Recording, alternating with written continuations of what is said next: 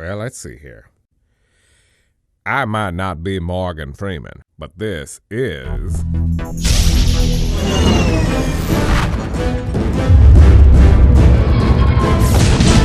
Classic Gamer Reviews. A year ago, an unknown company called Undead Labs released their first game, State of Decay, and if that game taught me anything, it's that people are your friends in the zombie apocalypse. However, in the year that State of Decay has been out, I started to play DayZ, a game in which I learned that people aren't your friends in the zombie apocalypse. Hey you over there! Can you hear me? Yeah, and don't worry, I'm friendly. Alright, you're friendly? Sure am. Alright, thank God, cause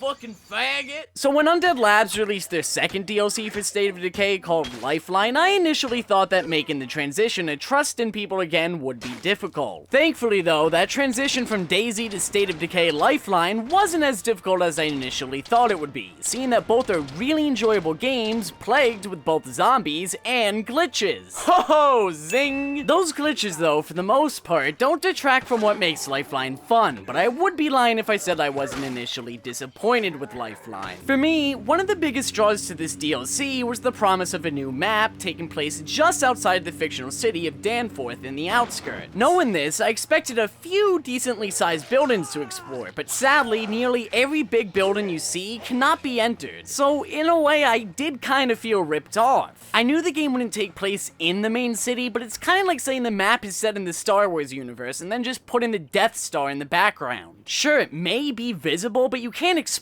it, so therefore it really doesn't matter in terms of gameplay. But my initial disappointment quickly wore off as the environment did feel like the outskirts of a city in fear. Great backdrops, piled up cars, and the undead in a claustrophobic environment all help to make you feel like you're among some of the last surviving in a world gone to hell. Lifeline puts you in the shoes of members from Greyhound 1, the military's outbreak response team tasked with extracting people of high importance out of the city. And although in past installments the army served somewhat as a bully to the civilians, in Lifeline they play as mainly the definitive good guys. Failure to uphold that title and rescue people will get the people of Danforth pissed off at you.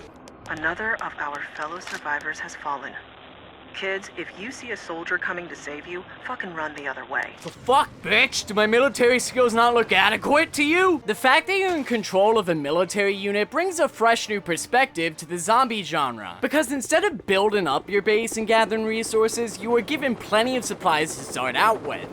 And therefore, instead of a progressive improvement to your situation, chances are you'll see a progressive decline to it. Because although you can still gather outside resources and newly introduced call in for supplies, the constant attacks on your base ensure that you'll usually be up shit creek without a paddle. Having all that power in the beginning of the game and seeing that decline really is a cool thing to experience, since it's the exact opposite of what most games do, since they force you to build up your arsenal throughout the game. Leon, we're sending you in to rescue the President's daughter. You'll probably be faced against thousands of enemies and it will be very dangerous, which is why we're sending you in with just a pistol. Understood? Got it.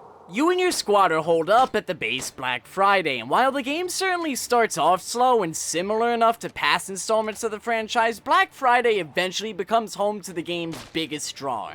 The sieges. These attacks on the base happen shortly after the number on the bottom left of the screen turns to 3. This indicates that the city is unable to contain the zombies anymore, and once the siege begins, everything goes to hell as you're tasked with surviving waves of zombies, all the while protecting any important VIPs you've rescued. These attacks will leave your squad broken, crippled, and with a weird feeling in their stomach. You get it? Because the stomach just got ripped in half. While these parts are a blast to play, they sometimes become even more difficult for all the wrong reasons. At some points, it really just seems like Greyhound 1 is really just a fancy way for saying babysitter, as many of your teammates lack the abilities a person in the military should have.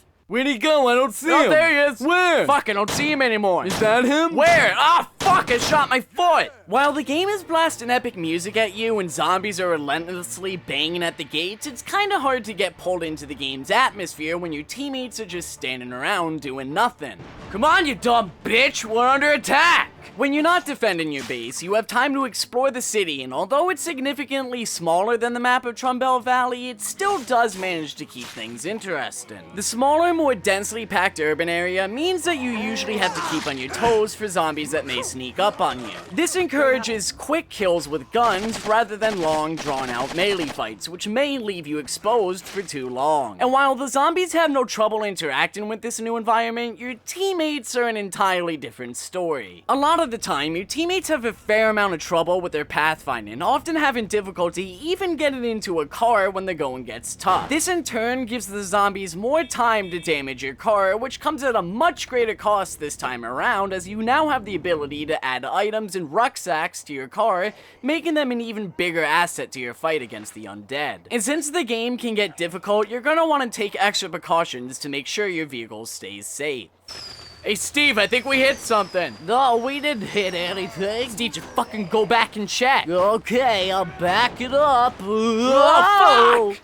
Sadly though, there isn't much you can do to defend yourself against the fair amount of glitches and bugs in this game. Although often given random and funny results, they still, at the end of the day, are problems. Although it was humorous to see, one of the survivors I rescued seemed to have died when he saw the new car I had found, and another guy just wanted to become one with this truck. Although these two weren't really game-breaking bugs, in my playthrough I did come across one of those. And that was when I beat a mission at the same exact time the guy who gave me the mission died. This caused the game to just show a black screen, but simply quitting the game and coming back fixed the problem. Well, the guy was still dead, but the game worked. But overall, is Lifeline worth the $6.99 they're asking? Without a doubt, yes. While the map may not be what many had hoped for, it still is a fun ride, retaining all that made past installments in this franchise so great. And for the low price of $6.99, you're definitely getting more than you pay for with this DLC. As for the glitches and bugs, yeah, they exist, but Undead Labs has listened to nearly all feedback in the past, and has fixed many problems with State of Decay before. So I don't see it being that big of a deal down the line. Down the lifeline, that is.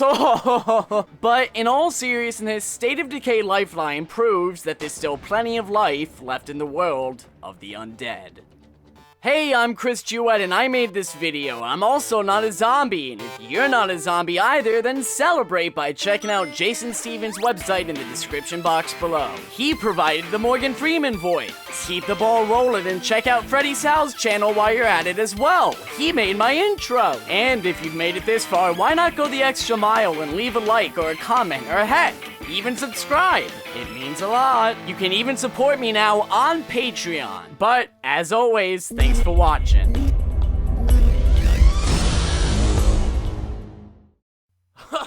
Fucking faggot.